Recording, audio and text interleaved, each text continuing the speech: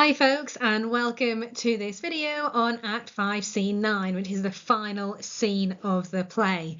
For some reason I'm really irritated that I'm ending the series on a prime number, so I'm going to do a little bonus video so that we can end on a nicer number, which will be 54.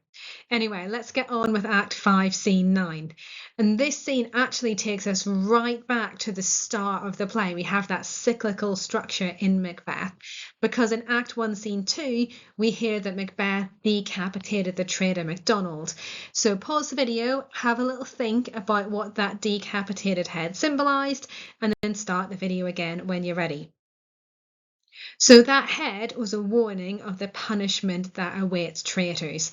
And here in this scene, we see Macbeth's decapitated head.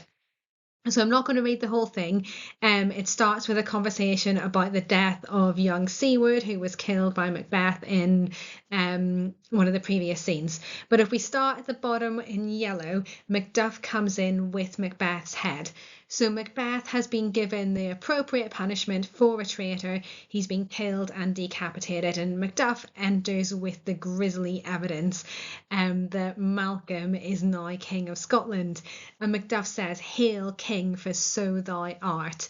And he shows him the usurper's cursed head.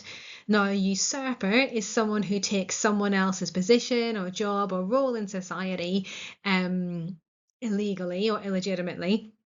So Macbeth has usurped the position of King Duncan. He's taken the throne, and now the head doesn't bear the crown anymore, and it's been decapitated. And then Macduff kind of seals this. He emphasises this by saying again, "Hail King of Scotland," and everyone echoes him.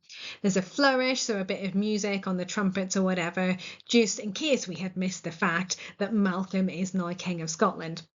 And Malcolm then gives this speech which finishes the play off. A tragedy typically ends with a speech given by the highest ranking character on stage. So Malcolm, as King of Scotland, gives this final speech. And in this speech, he rewards people who have followed him, and he makes them earls, so he gives them a promotion. And then he dismisses Macbeth as being a dead butcher. Now, I suppose that's pretty accurate, although there's probably more to Macbeth than just killing people. There was the psychological torment as well that went alongside that. And then Malcolm dismisses Lady Macbeth and calls her a fiend-like queen. Now, again, in my opinion, that's quite reductive. There was a lot more to her character, and we could explore the situation of a woman living in a patriarchal society and the pressure that she felt with not having had any children with Macbeth. But anyway, Malcolm kind of tidies that all up and calls them the dead butcher and the fiend-like queen.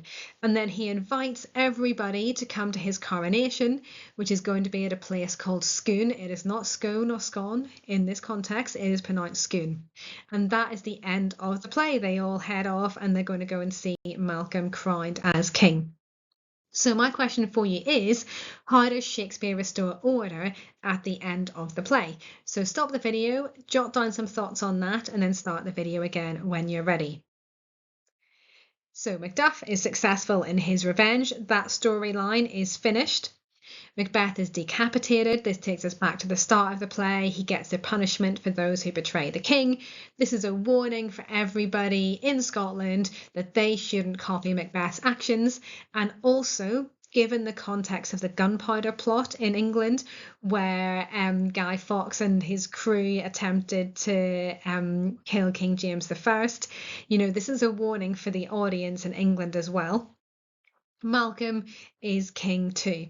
So we have this kind of nice kind of conclusion at the end of the play. Order is restored.